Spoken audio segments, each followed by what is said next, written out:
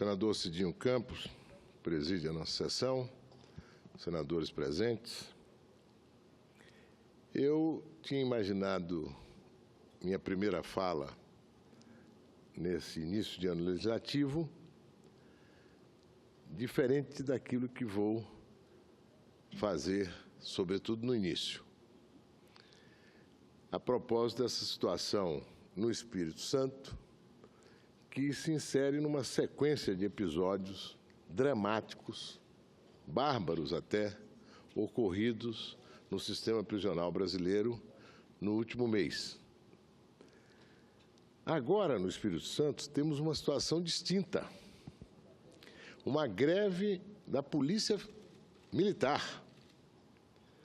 E uma situação que conflita com um princípio fundamental da Constituição brasileira, o direito de ir e vir.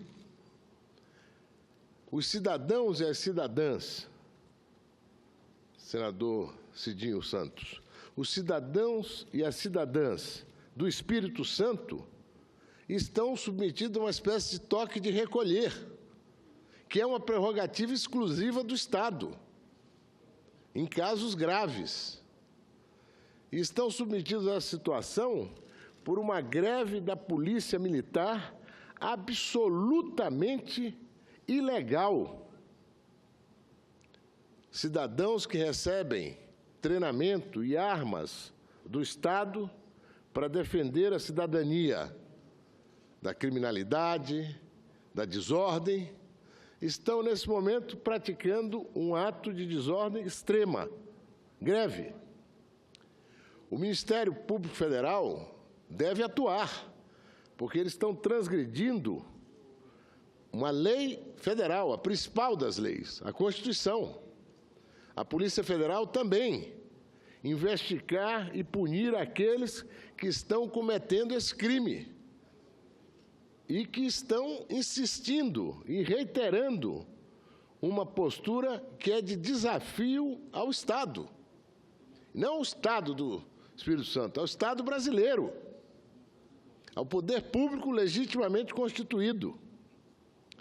E é um componente que preocupa muito se vier a dar origem a outras manifestações dessa natureza. Então, é muito importante que o Parlamento Nacional e o Senado Federal atuem no sentido de instar os poderes, não é, para que a ação seja enérgica. Não é um problema do Espírito Santo, é um problema do Brasil. E, como tal, deve ser encarado, deve ser tratado, deve ser reprimido. É gravíssimo o que acontece nesse momento no Estado do Espírito Santo. O governador do Espírito Santo já disse que não vai ceder, e ele tem toda a razão. Aliás, destacar que o governador Paulo Artung fez um trabalho de recuperação financeira do Estado, de ajuste das contas do Estado, que tem permitido a ele cumprir as funções essenciais do Estado, pagar os salários, as aposentadorias, um pouco de investimento, mas não tem condições de responder à reivindicação dos policiais militares, sob pena de desorganizar as contas do Estado. E, por isso mesmo, não vai fazê-lo. E, no entanto, esse movimento não pode continuar na impunidade. Isso é muito grave. Eu queria registrar, presidente, que nas férias, quer dizer, nesse período de recesso, eu procurei sentir um pouco mais a situação do nosso país, e não só em São Paulo. Fiz algumas viagens, uma delas a Pernambuco, e lá pude conhecer, em Recife, uma iniciativa extraordinária de atenção às comunidades mais carentes. Um equipamento público foi construído, que se chama Compass.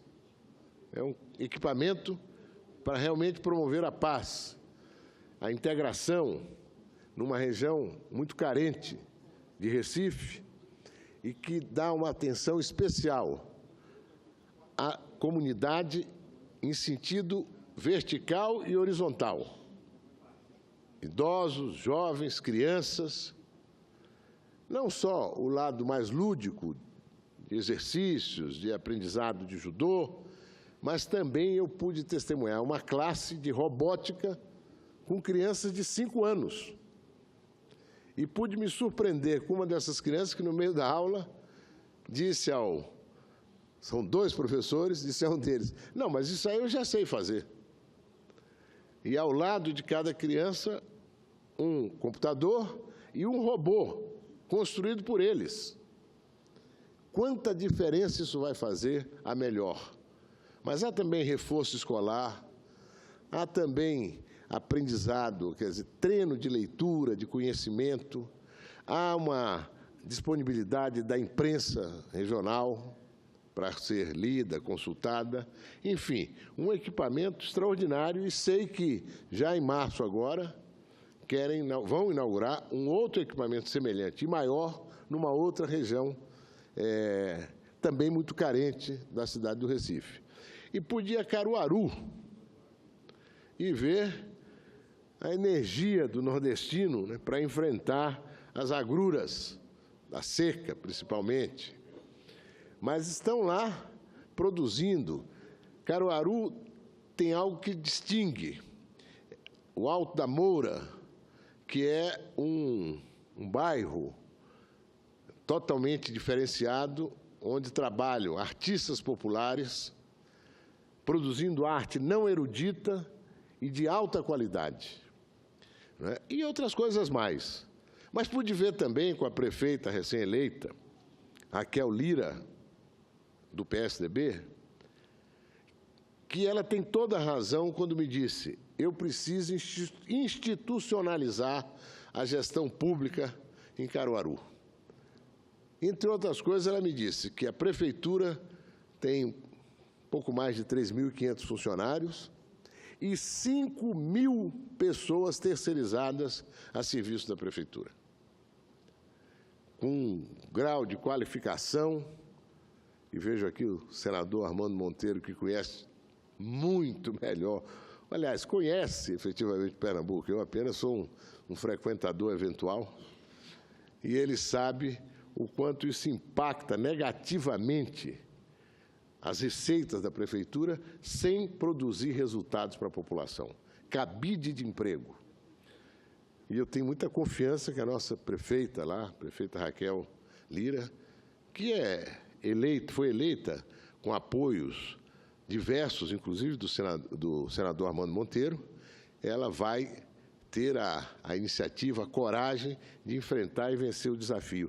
Porque Caruaru tem todas as condições de melhorar ainda mais o seu desempenho como cidade de referência no Nordeste brasileiro. Não só pelo Alto da Moura, a arte popular, a arte não erudita que se produz ali, mas também a feira de Caruaru, a produção, o lado industrial, fabril, né, a produção de têxtil, que é muito forte na região.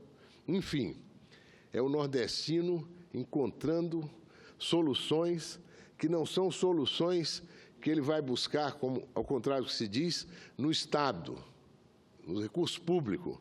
São iniciativas de empreendedores. Claro, contam também com o apoio. Aliás, o Recife tem essa característica. O Porto Digital é uma iniciativa extraordinária, que hoje envolve milhares de pessoas e é uma iniciativa de empreendedores de lá.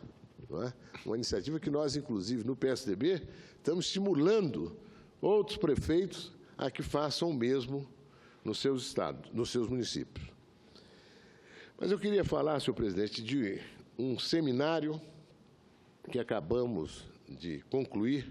Foram 3 dias de reuniões, por iniciativa do nosso novo líder na Câmara dos Deputados, o deputado Ricardo Trípoli. Nós conversamos na terça-feira sobre reforma tributária, ontem sobre reforma trabalhista e hoje sobre reforma previdenciária.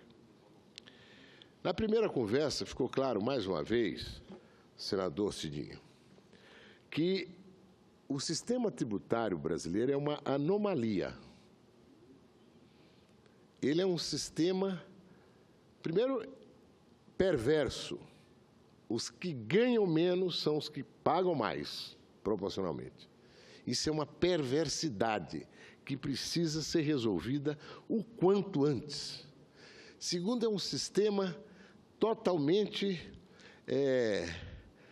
Frankenstein, rinoceronte. Foram fazendo um pedaço aqui, outro dali, virou um bicho que já não se consegue identificar muito bem o que é. Não é? De qualquer forma, as empresas têm um custo elevadíssimo para fazer essa gestão tributária, não favorece a competitividade, o Brasil exporta impostos, o Brasil onera o investimento. É impressionante. É um arremedo de um sistema tributário que seria possível fazer no Brasil, que um resultado muito mais eficiente deste que temos aí. É um desafio da hora também, junto com as outras reformas. Vamos fazê-lo. Nós podemos aqui, no Senado, tomar uma boa iniciativa nessa direção. Não é? Há resistência sempre, o conservadorismo, aqueles que estão se aproveitando. O que o Brasil faz sem avaliar os resultados? Pode até fazer. Primeiro, não precisa fazer na dimensão que faz, mas, sobretudo, é preciso analisar, fazer uma avaliação de resultados. O outro grande desafio é a nossa legislação trabalhista. E aí, presidente, é uma legislação trabalhista que foi elaborada na época dos bondes e da lamparina. Ela está completamente superada. A experiência internacional que nós temos hoje, a gente vê a enorme distância que nós estamos de países que fizeram as atualizações necessárias diante de uma economia global, competitiva e altamente tecnológica. É preciso, inclusive, presidente, desmistificar o discurso falso, demagógico, ligeiro, oportunista de que a legislação trabalhista atual garante benefício aos trabalhadores. Mentira. A legislação trabalhista que nós temos hoje, ela estimula, no limite, o desemprego. Ela estimula a baixa remuneração. Ela estimula a baixa produtividade. Nós vamos ter oportunidade, eu quero vir aqui à tribuna, ainda nos próximos dias, falar exclusivamente disso, porque é quase assustador ver a pré-história em que nós estamos. O nível de conflito gerado pela nossa legislação é uma coisa absurda. A cada ano, nós temos 3 milhões de novas ações trabalhistas, 3 milhões. Enquanto no Japão, o número de ações trabalhistas anuais é de apenas 20 mil. Nos Estados Unidos, 70 mil. Os que defendem esse anacronismo da atual legislação trabalhista não fazem apenas por equívoco ideológico. As corporações são regiamente pagas, com dinheiro dos desdentados, dos que são prejudicados, e só sobrevive à custa de impingir o peso de nosso atraso a toda a população brasileira. Eu não vou dizer nenhuma novidade aqui, mas se todos os que procuram a Justiça do Trabalho recebessem diretamente no guichê o valor reclamado, o total a ser pago seria inferior ao custo da Justiça do Trabalho. É uma justiça que custa mais caro do que aquilo a que ela estaria destinada a resolver, arbitrar, agilizar. E aqui quero dar um exemplo, senador Armando Monteiro. Por coincidência, eu estava na França, agora no final do ano, quando li uma notícia de que a Airbus, que é a primeira maior produtora de aviões hoje, passou a Boeing americana, ela tinha entregava esse ano,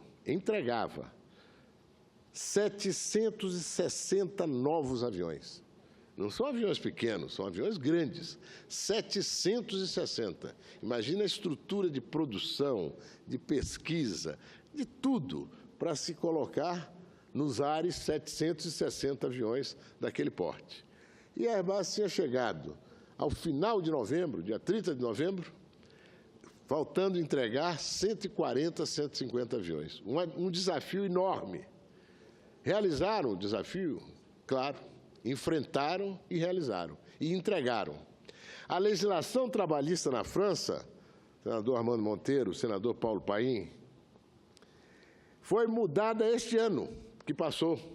O presidente Hollande mandou o projeto de mudança em maio e aprovou no dia 9 de agosto. 70, 80 dias. 2 pontos de destaque na mudança. O negociado prevalece sobre o legislado. Outro, jornadas de 60 horas semanais, desde que livremente acordadas entre os trabalhadores e os empregadores. A Airbus e todos os funcionários da empresa concordaram, propôs aos funcionários, diante da competitividade enorme que existe nesse setor, que eles tinham que entregar esses aparelhos. Aliás, é uma virtude que eles tenham tantas encomendas, que fazem um produto de alta qualidade. E todo mundo trabalhou 60 horas, inclusive Natal, dia 25, dia 26. Depois há a compensação. Mas não é uma compensação,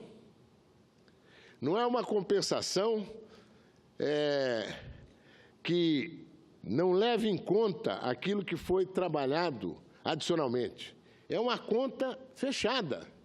Os trabalhadores terão, certamente a empresa, com o impulso dessas encomendas, vai contratar mais gente. Mas, de qualquer maneira, fizeram.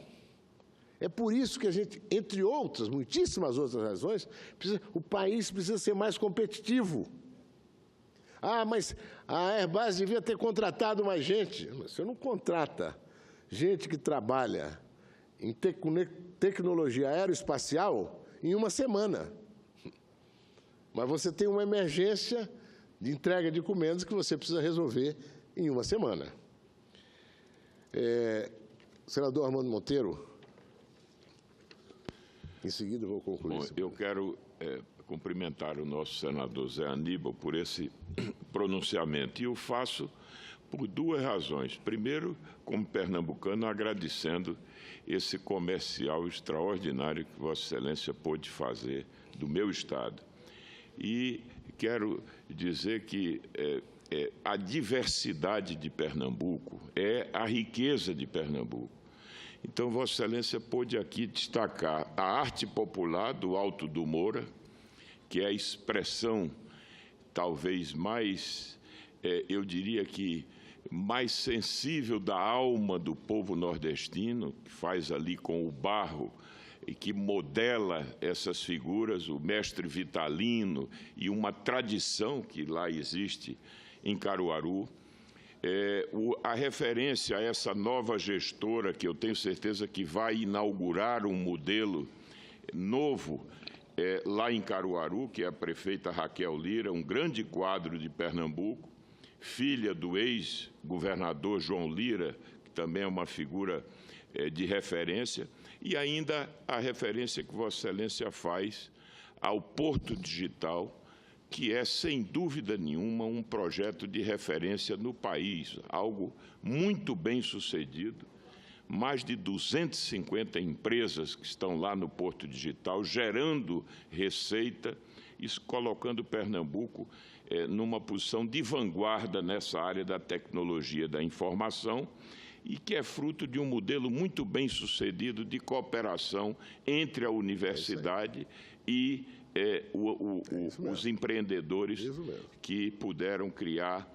E também deve-se destacar a contribuição dada por alguns governadores de Pernambuco para que isso tudo pudesse se transformar. Mas quero ainda me congratular com Vossa Excelência com o seu pronunciamento no que diz respeito à necessidade do país avançar nessa agenda de reformas.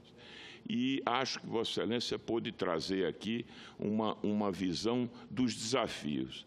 no ambiente da tributação, na legislação trabalhista, nos temas aí da discussão da reforma da Previdência.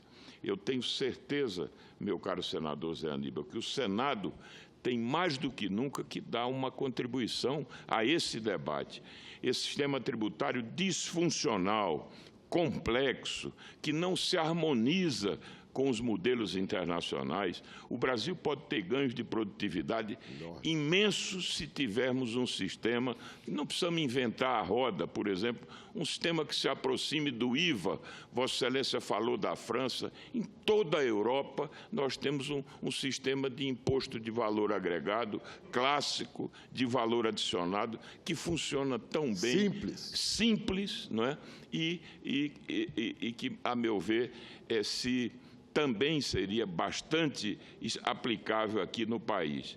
E o tema da legislação trabalhista, lembrando que na França há um conceito do flex security, quer dizer, é associar a segurança, não é, no sentido da preservação de alguns direitos, mas a flexibilidade sem a qual você não pode responder aos desafios desse mundo competitivo, crescentemente competitivo, e as relações do trabalho têm que sair cada vez mais da lei que não tem a plasticidade, que se cristaliza, que não acompanha a dinâmica das mudanças que ocorreram no ambiente da produção e, portanto, é pela autocomposição, pelo contrato, pelas convenções que se pode encontrar um marco adequado. Então, eu peço desculpas por ter me estendido, mas quero me congratular com esse seu sempre lúcido pronunciamento que Vossa Excelência faz. Muito obrigado. Muito obrigado, senador Armando Monteiro. Eu ainda queria falar sobre a questão previdenciária, mas eu acho que às vezes a gente fica muito tempo na tribuna. E eu vou poupar os companheiros e os telespectadores e deixar esse tema para uma próxima conversa, mas foi o nosso seminário de hoje e foi muito estimulante para que a nossa bancada de deputados já tenha decidido que semana que vem vai seguir um processo de reuniões, de conversas e de ouvir pessoas e de viajar para que a gente possa agilizar o quanto é necessário agilizar a reforma da Previdência no Brasil. Mas eu queria, por último, senador Requião, dizer que foi uma iniciativa muito feliz adotada pelo Senado de constituir a Instituição Fiscal Independente. E foi justamente indicado para presidir essa instituição o economista Felipe Salto, que é um jovem, brilhante economista, e que já produziu um primeiro número do relatório de acompanhamento fiscal. E o fez com independência. Independência significa aqui, eu registrei alguns pontos, não vou mencioná-los porque vai estender ainda um pouco mais o discurso, mas em que ele tem questionamentos aos números do governo. Questionamentos que o pessoal do governo já respondeu, mas que provocam um bom debate. Não é um questionamento de xingamento, é um questionamento de, a partir de situações conhecidas, projetar resultados que são distintos em alguns casos e piores em outros.